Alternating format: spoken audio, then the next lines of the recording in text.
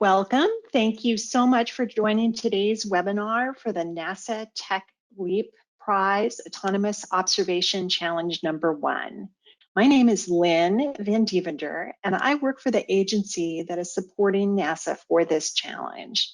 This webinar is being recorded and will be available on the News and Updates page of the challenge website later this week. We will also email it to those who have registered for the challenge. We've reserved the majority of our time over the next hour for your questions. In just a moment, Daniel McCullough from the NASA Flight Opportunities team will welcome you and provide an overview of the Autonomous Observation Challenge #1. I'll then do a quick walkthrough of the challenge website with my colleague, Ethan Matthews. And then my colleague, Taylor Rowell, will help open it up for questions. As questions come up at any time throughout this presentation, please go ahead and type them into the questions box, and we'll answer as many as we can within our allotted time. Before we move on, just some very important dates for you to keep in mind. The deadline to register for the Autonomous Observation Challenge is in just about a month on Wednesday, July 28th, 2021 at 5 p.m. Pacific. Please note that you must register in order to be eligible to submit an application. We are also planning an additional pre-submission webinar in early August. That sign-up link will be shared with all registered applicants shortly after the registration deadline. And of course, if you have any question after today's session or as you're working on your application, you can always email us at questions@nasatechleap.org. Now, I'm pleased to virtually turn things over to Danielle McCullough. Thanks so much, Lynn. And thanks to all of you for joining us for today's session to learn more about the NASA TechLeap Prize. We're really excited about this initiative. So first, the Flight Opportunities Program rapidly demonstrates promising technologies for space exploration, discovery, and the expansion of space commerce. And we do this by using suborbital flight tests with industry flight providers. And right now, there are several paths for space technology developers to access these suborbital flights through our program, but we're always looking for ways to increase the speed of technology maturation and really try to get things to space faster.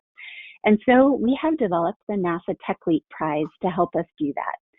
Through this competition, we are hoping to more rapidly advance technologies that are addressing capabilities needed for NASA missions as well as commercial applications. And so for the first phase of this competition, we've actually partnered with NASA's Small Spacecraft Technology Program, which also shares that goal of changing the pace of space. We are trying to do things faster with less risk and really get things to mission. The goal of the current challenge, which as Lynn mentioned is the Autonomous Observation Challenge #1, is to identify small-sat observation technologies that can autonomously detect, locate, track, and collect data on transient events, both on Earth and beyond. And so together, the two programs are seeking technologies for small spacecraft that are well suited to using suborbital flight tests to speed that technology development timeline. So while suborbital testing might not be a solution for every small spacecraft technology, we feel pretty confident that many can benefit from this opportunity. And so we're really looking forward to seeing what technologies folks bring forward that can make use of this test opportunity. Over the past decade, Flight Opportunities has supported suborbital tests for more than 300 technologies on over 200 flights. And we have seen significant impact that those flights have had. So for some researchers, the performance of their technology during the tests, combined with critical data that they were able to collect, was really the key to getting their technology infused into missions. For others, technology actually revealed shortcomings that simply couldn't be detected via ground-based or other types of tests. And so developers use those lessons learned on those initial tests to improve their technologies. And many actually fly on suborbital flights again to ensure that the fix was effective. In other cases, iterative suborbital tests have played a strategic role in advancing a technology development plan faster and with less risk than other methods might. So for TechLeap, each of the winners will have the opportunity to win up to $500,000 through the prize. And NASA also intends to provide each winner with a suborbital flight test with one of its contracted providers. again with that goal of increasing the speed with which these small spacecraft technologies can advance to the point where they're really ready for a mission. As Lynn mentioned, our goal today is to answer as many questions as possible. There may be a few that we have to get back to you on, but our goal is really to help you be as prepared as possible to complete your applications. So to do that, we've got several folks from both NASA teams on hand. So from Flight Opportunities, we've got Chief Technologist Steve Ord and Program Manager John Kelly. From the Small Spacecraft Technology team, we have the Chief Technologist for the Small Spacecraft Technology Program, Chad Frost, and his colleague, Program Systems Engineer Rudy Durasi. And then we also have Chief Scientist Therese Jorgensen, who's from the Small Spacecraft Virtual Institute. And so hopefully all of you on the phone are familiar with those three organizations, but if not, we encourage you to get familiar with them and learn a little bit more about what we do. And again, we appreciate your interest in this competition. We really look forward to learning more about the creative technologies that you're all about to propose to this challenge. So thanks again for your time today, and I'll turn things back over to Lynn. Thank you, Danielle, and thanks again to everyone who is joining us today. If you haven't already, we encourage you to complete the registration process. Registration is required in order for you to be able to submit a technology solution. Registration is very simple. Go to the upper right-hand corner of any page, and my colleague Ethan is demonstrating that for you there, and click on the register button, or the, click on the button that counts down the number of days to register. You will then be instructed to create and confirm your account. After, you will be prompted to submit basic information about your organization so that we can better understand our registrant community. Please note that you will not receive email confirmation of your registration. If you are able to log in and access the application form and the forms on the platform, then you have registered properly for the challenge. And of course, if you are unsure or have any questions about the process, please email us at questions@nasatechleap.org. So all of the challenges that we work on are rooted in the values of openness, transparency, and fairness. We want to make sure that everyone who registers and applies for this opportunity knows exactly what will be expected from them, when and how they're going to be scored, and who will be evaluating their solutions. This website is built as an instructional guide to understand that process. So the first place we'd like to share with you is the application page. The full text of the application is available to any visitor to this website. You can see all of the questions, the prompts, the requirements, and the word count limits. And the application is separated into several sections there, as you can see. Let's start up at the top there, Ethan, just so we can show all of them. So there's an introduction section. There is a section where you briefly describe you and your team. There's the meat of the application where you describe your technology.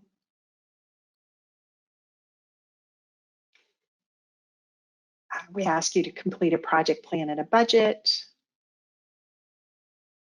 And lastly, we ask that you submit a 90-second video that talks about your solution. We encourage you to read the entire application so that you have a good grasp of what is required in order to submit a competitive application. In addition to that, we'd like to share with you the technical guidelines. So this provides some additional details about the technical nature of this specific challenge. And we really encourage you to read through these and let us know if you have any particular questions about this, what we're asking. Once you've done that, you should have a very strong sense of what you'll need to do to apply. The next question that we often get is, once you've submitted an application, how will it be evaluated? So on the competition website, we've published the scoring rubric. This is the scoring rubric that the evaluation panel will use to score and comment upon the applications that are submitted. Each criterion consists of a prompt that details what each of these traits mean in this context, and each trait will be given a score between 0 and 5. And we have 4 traits for this competition. They are aligned, innovative, achievable, and feasible for flight. And as you can see, you can toggle back and forth between the scoring ranges for any trade, and a phrase will appear that will provide further detail on what a low and high score means for the autonomous observation challenge number 1. This rubric defines what makes a strong application, and we encourage you to familiarize yourself with it. Then the next question that we get is, once you know what the scoring rubric is, who will actually be doing the evaluation? So following the submission deadline, all eligible applications will move into the evaluation panel review. And while we do not yet have our judges' headshots and bios on this particular page, we will have them posted here in the coming weeks.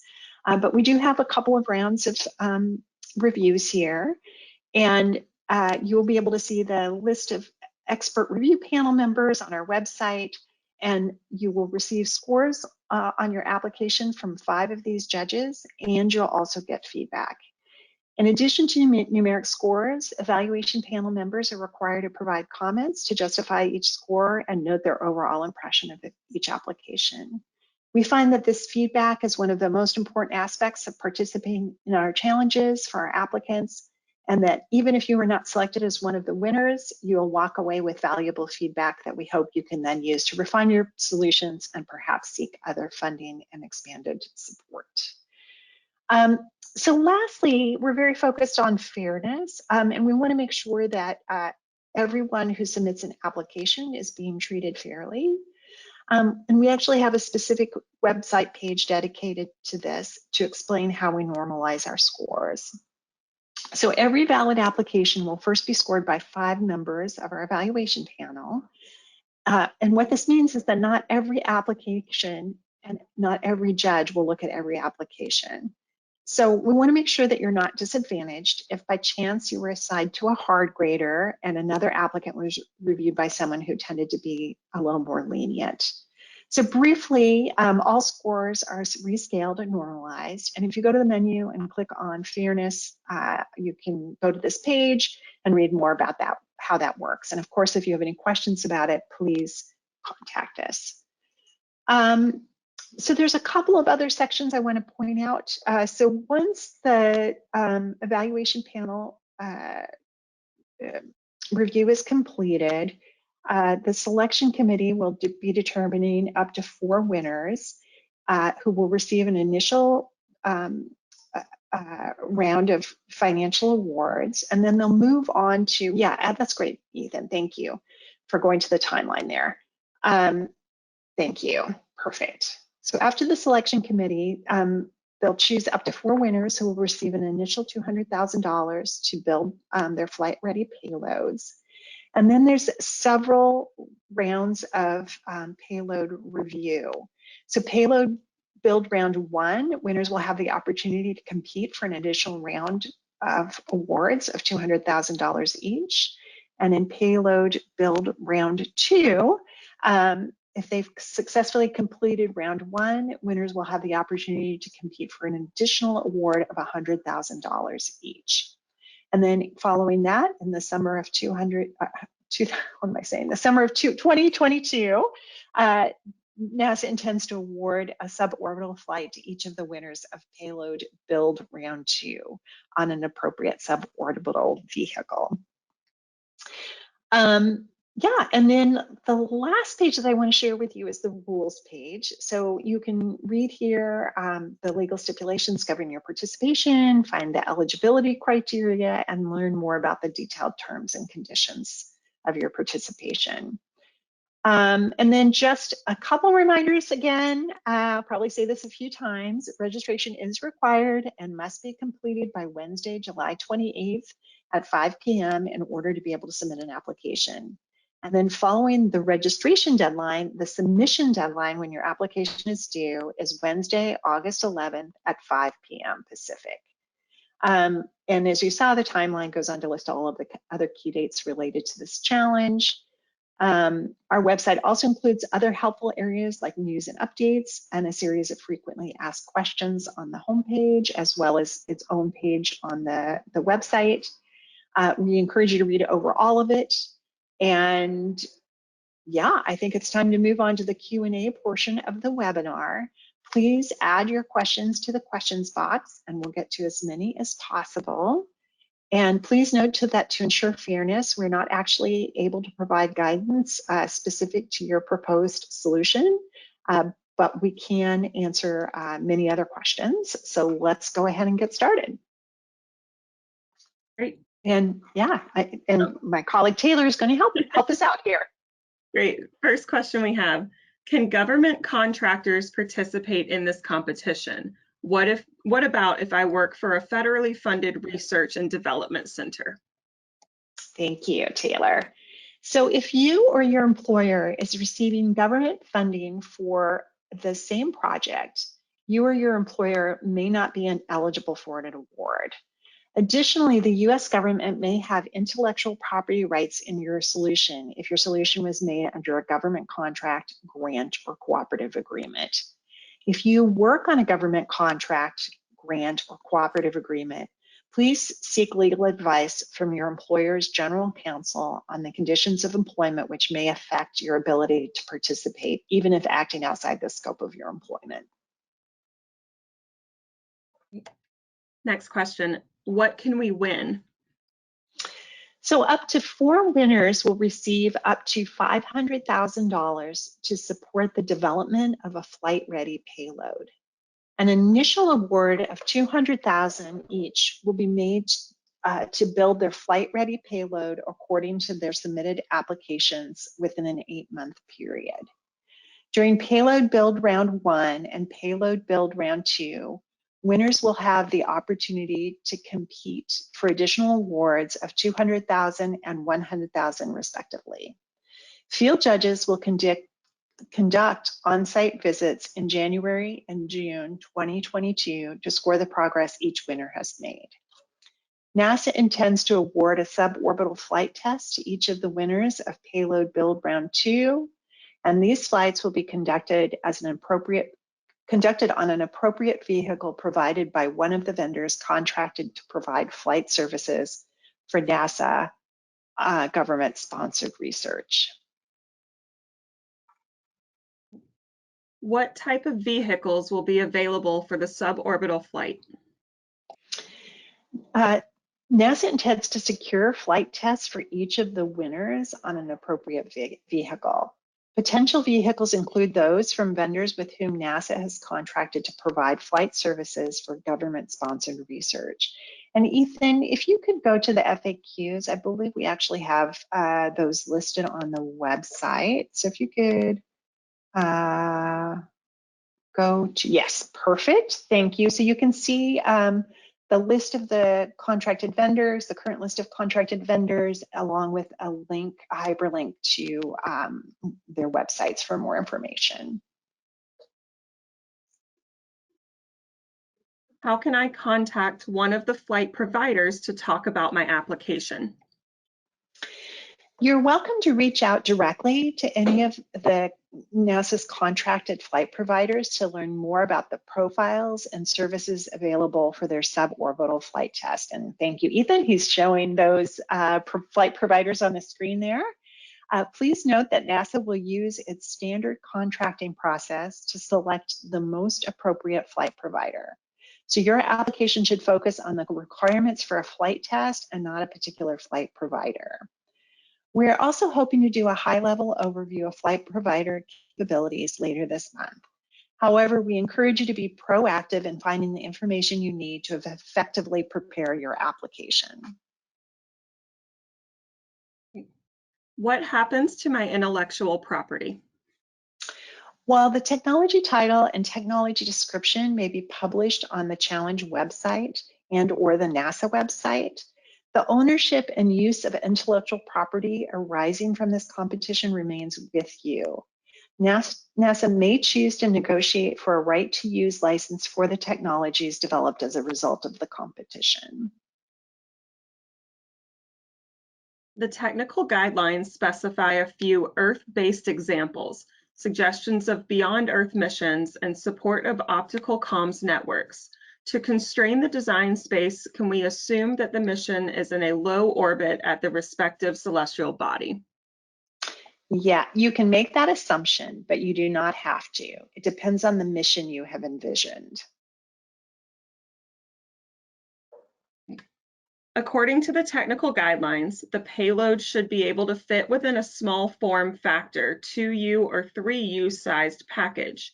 Should we assume that you refer to the CubeSat specs where 1U measures 10 centimeters times 10 centimeters times 10 centimeters and has a mass of 1 kilogram? Yes, there's likely some flexibility on the mass, but 1 kilogram per liter U is a good target. Should we assume that the entire payload, say a telescope and its pointing mechanism, fits in the 2U or 3U sized package? 2 to 3U is a good target, but this is a guideline. You do need to be thinking in terms of how a payload would integrate into a CubeSat, though, and that is more than a hard limit. But do consider how you will test your innovation in a suborbital environment. The technical guidelines state that the payload be demonstrated on a suborbital vehicle. Would it be possible to find out details about the suborbital vehicle pointing capabilities? Is it actively stabilized? What about axes and so on? Please review the list of rocket-powered and high-altitude balloon flight providers with which NASA has contracts to provide flight services for US government research. You can find this list and links to the provider's website in several places on the challenge website, including the technical guidelines. A good amount of information can be found on the provider's websites, where you can learn more about the vehicles and their capabilities. In your application, you may specify which type of vehicle or flight profile would best suit the needs of your payload testing. You can also reach out directly to the flight providers to learn more. And if you still have questions, please feel free to email us at questions@nasatechleap.org.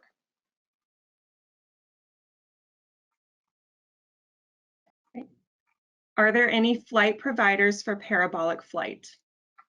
At this time, there are no providers with a parabolic flight profile on contract to provide services. Please keep your eyes open over the next few weeks for the early summer announcement of the tech flight solicitation, for which proposers can select the flight provider of their choice. Are providers eligible to submit applications as well? Are there any restrictions around providers competing for an award? An entity needs to, oh, I'm sorry, Danielle, I'm sorry, go ahead. Oh, no worries. Okay, so any entity does need to ensure that they're legally eligible to participate. And if flight providers determine that they are indeed eligible, then we would encourage them to do so. The main goal is that folks don't get funding for the same work twice.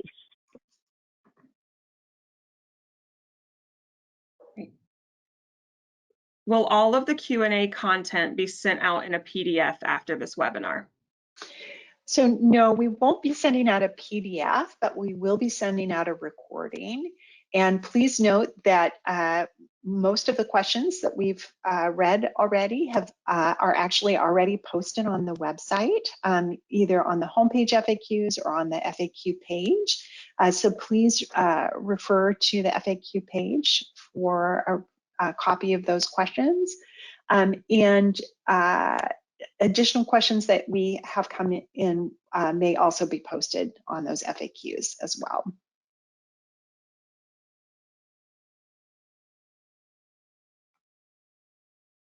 We have one question that just came in.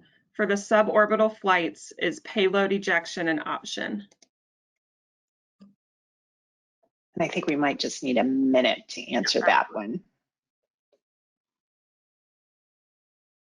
In the meantime, we'll go back to the timeline. Thank you, Ethan. So again, I'm a little bit of a broken record on this, but please, if you haven't already, please go ahead and register so that you do not miss the opportunity to submit an application. That registration deadline again is Wednesday, July 28th, 2021 at 5 p.m. Pacific.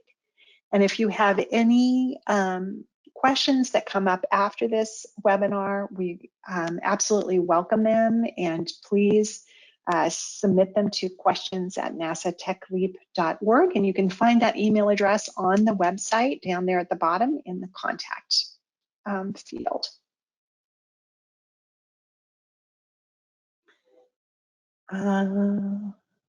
Let's see.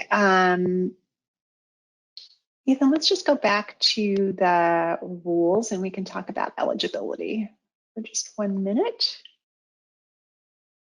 So the rules do spell out eligibility here, and NASA does welcome applications from individuals, teams, and organizations or entities that have this legal existence and structure under US law. We do welcome individuals who are US citizens or permanent residents of the United States and who are 18 years of age and older. Organizations must be an entity incorporated in and maintaining a primary place of business in the United States. And teams must be comprised of otherwise eligible individuals, organizations, and led by a US citizen or permanent resident of the United States who is 18 years of age or older. And Ethan, if you could just scroll down to the section on foreign citizens. I know we have had a couple of questions about foreign participation. So this is an America Competes competition. So for these types of competitions, foreign citizens may only participate as employees of an otherwise eligible US organization, either as a full-time student at an otherwise eligible US university or college, and they reside in the US, or as owners of less than 50% of the interests in an otherwise eligible US organization who also reside in the US.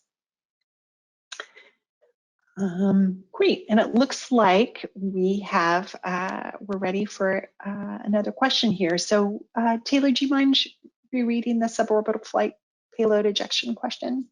Of course. For the suborbital flights, is payload ejection an option? The answer to that question is yes. At least one of our rocket-powered flight providers does provide payload ejection, but also high-altitude balloons can release payloads from an altitude. So that's also another possibility, and it depends on your mission. So one of the things you should do is reach out to the list of contracted flight providers. Those are the ones that the government has on contract, and get more information about their capabilities, but that is an option. Great, thank you. Thank you, thank you, Steve.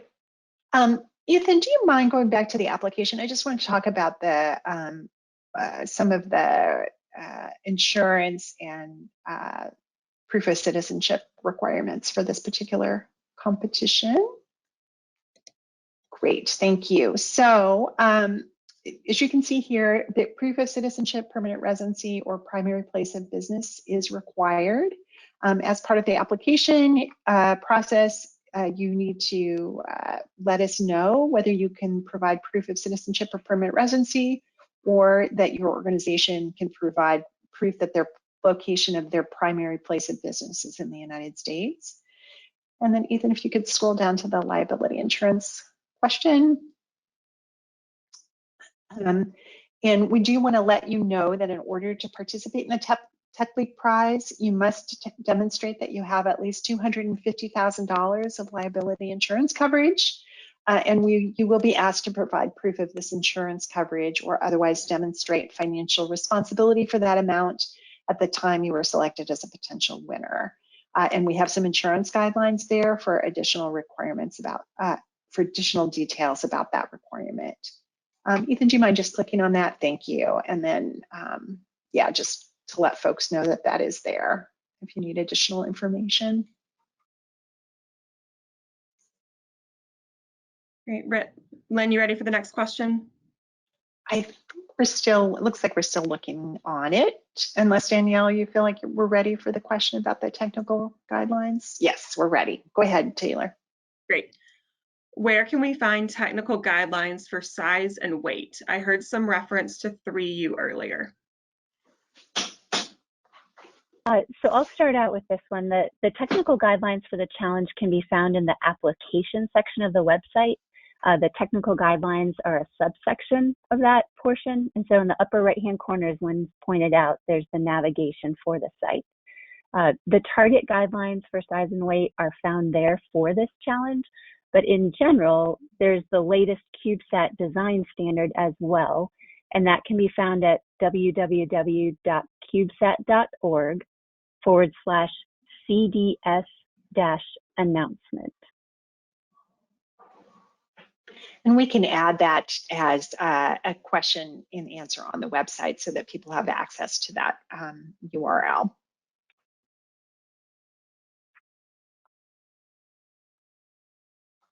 All right. Ethan, do you mind just scrolling down a little bit on the technical guidelines there so people have a little bit, yeah, let's keep scrolling down. So there's a whole list of bullet points here that we want to make sure that you are aware that are here. And then if you keep scrolling, we also provide some additional information about what would happen during the payload build phase and then the post-challenge suborbital flight tests. And again, there's the list of flight providers that you can follow the links and find more information, and please feel free to contact them if you have questions. Yeah, Ethan, let's go talk about the requirement for video just briefly. We want to go back to the application process.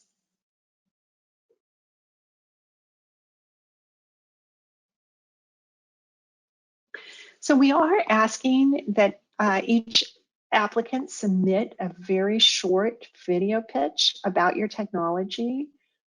We just want to assure you that this does not need to be professionally produced. We are really just trying to get a sort of more information in a way that's different from the written word. You can shoot this on a smartphone, that's totally fine. We do ask that you upload it to YouTube. And a couple of notes here is that you must set your privacy settings to unlisted. Do not set them to private. If you set them to private, we won't be able to view it. So we do need that unlisted setting. Thank you, Ethan. Just a couple of notes about the video. Should be no more than 90 seconds in length. We do ask that it be in English. Please also caption it so that we have that. That's a very simple setting in YouTube. Please don't include video images of children under 18, and please don't include any copyrighted material, or rather any material that you do not have a license for, including music. Just some suggestions for producing delivering a high quality video pitch. Just introduce yourself and your organization or team, describe your technology, including what's unique about it, explain how you will know that you have achieved success. And there's no reason to simply read a slide deck. Just try to connect with your audience, the judges. And please note that the only people that will see this video are the prize administration staff, the team at NASA, and then the judges who will be reviewing your work. We will not be sharing that publicly. And then we also have some additional information for winners here. So if you are, I did mention all of these requirements before, but you'll need to provide citizenship or proof of residency or location of business in the US, proof of your liability insurance. We will be asking for details of any other funding opportunity for which this technology or closely related technology is being considered. And then we'll have some paperwork for you to fill out. Once your eligibility has been verified and you've been named a winner, we will invite your team to develop your flight-ready technology payload according to your application within an 8-month period. You'll receive an initial award of $200,000, and then we'll enter into the payload build round 1 and payload build round 2 phases, where you'll have the opportunity to compete for additional awards. And then NASA intends to award this suborbital flight test to each of the winners who complete the round 2 requirements. Yeah, and then lastly, we'll ask the winners to submit a final report discussing flight test results and future plans for the technology. Lynn, I think we have an additional question regarding cost share if you're ready. Great. Great. Is cost share allowed in the application?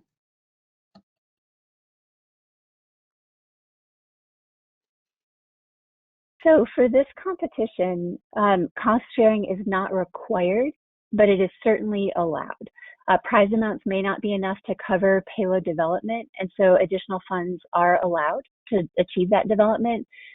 There's no reward within the scoring rubric for cost sharing, but this is a prize, and so the prize can be used how the winner wants to for that development, and additional funds are allowed.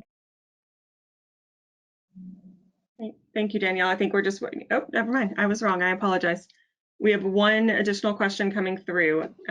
The tech guidelines seem to imply that ground-based targets are non-cooperative, meaning they cannot actively or intentionally provide information to our proposed technology. Can you confirm this?